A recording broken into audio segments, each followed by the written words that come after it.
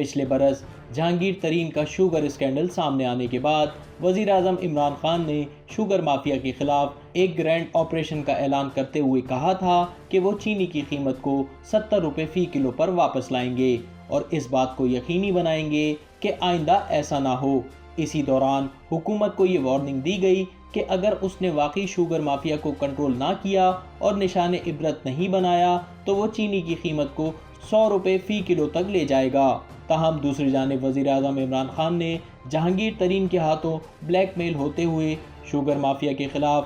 FIA کی کارروائی رکوا دی اور آج نتیجہ یہ ہے کہ چینی کی قیمت دگنی سے زیادہ ہو کر 150 روپے فی کلو تک پہنچ گئی ہے۔ لیکن اب خان صاحب کہتے ہیں چینی کی قیمت اس لیے بڑھ گئی کہ سندھ میں 3 شوگر ملیں سازش کے تحت بند کر دی گئی ہیں۔ کپتان کے سابق دست راست جہانگیر خان ترین کا شوگر اسکینڈل سامنے آنے کے بعد سے انکوائری کمیشن کا قیام ہو یا پھر مقدمات کا اندراج، حکومت ہر معاملے سے پیچھے ہٹتی چلی گئی اور یوں چینی کی قیمت 70 روپے سے بڑھ کر 150 روپے تک جا پہنچی۔ یاد رہے نواز شریف کی گزشتہ حکومت میں چینی کی قیمت 52 روپے فی کلو گرام تھی، لیکن اب اس کی قیمت 3 گنا زیادہ ہو چکی ہے۔ اس معاملے پر وزیر اعظم کے قریبی رفقا کا کہنا ہے کہ وزیر اعظم کو دھمکی دی گئی تھی کہ شوگر کمیشن نے اپنا کام جاری رکھا اور ملوث افراد کے خلاف فوجداری کارروائی کی جاتی رہی تو ملک کو چینی کے بدترین بحران کا سامنا کرنا پڑے گا۔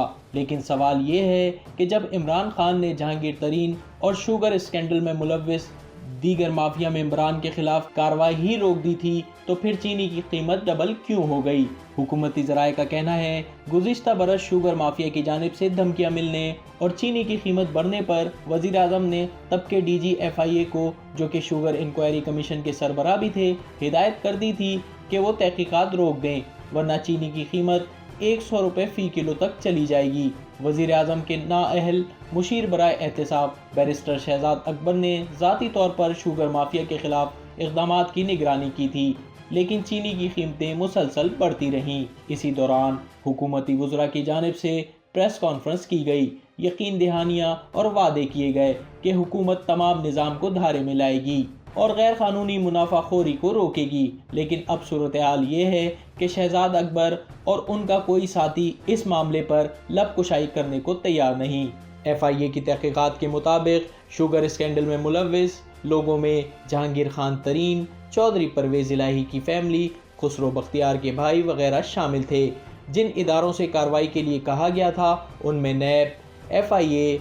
SICB، FBR، مسابقتی کمیشن، اسٹیٹ بینک، صوبائی اینٹی کرپشن ادارے شامل تھے۔ حکومت کا ایکشن پلان یہ تھا کہ شوگر انڈسٹری کو صوبائی اور وفاقی حکومت کی جانب سے گزشتہ 5 سال کے دوران دی گئی 29 ارب روپے کی سبسڈی کا پتہ لگایا جائے۔ FBR سے کہا گیا تھا کہ وہ انکم اور سیل ٹیکس سے جڑے افراد کا پتہ لگائے اور ساتھ ہی ٹیکس چوری اور بے نامی ٹرانزیکشنز کا بھی حساب لگائے۔ کارٹلائزیشن اور غیر مسابقتی گٹھ جوڑ کے متعلق تحقیقات کا کام SICB کو دیا گیا تھا، جبکہ برآمدات، قرضہ جات میں ڈیفالٹ، قرضے معاف کرانے اور طے شدہ اسٹاک کی فروخت کے متعلق معاملات اسٹیٹ بینک کو تحقیقات کے لیے دیے گئے تھے۔ تاہم اس حوالے سے سنجیدہ کارروائی صرف شہباز شریف خاندان کے خلاف کی گئی، لیکن FIA ان پر عائد الزامات ثابت کرنے میں مکمل طور پر ناکام رہا۔ بنیادی وجہ یہ تھی